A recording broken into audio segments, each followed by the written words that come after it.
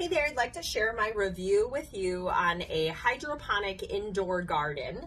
And so this one has 12 pods. It has a water base, so when you first purchase this, you're gonna have to put it together. So this is what like the inside looks like. So I already have the water in here. It came with an A and a B food that you just fill with water and you add the right amount of food to the water. It has a little pump that you can put in here because the pump helps circulate the water in here. And then once you put this together, you're gonna have like these little casings that you put your dirt pods in, and then you can put your seeds. And so I have those in here. I have my lettuce growing already, so I'll give you a little up close. Here's what my lettuce looks like already. And on the top, you also have some power features. You have a power button, you have a vegetable button, you have a flower button, and then you can circulate the pump. And so I'm gonna put this on vegetable because I have lettuce in here and it's looking really good.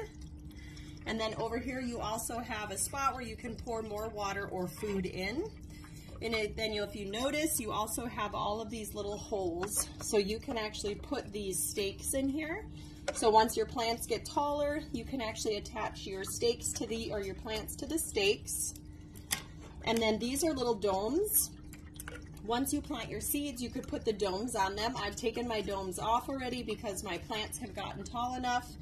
You also have little labels, so you could actually label what you have in here. So you also have stickers if you would like to put stickers around your pods.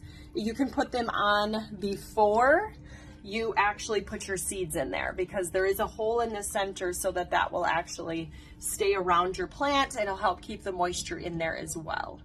So, and then you can see with this is adjustable. So you just pull it down, to keep it closer to the plants. You can also pull it higher as the plants get taller.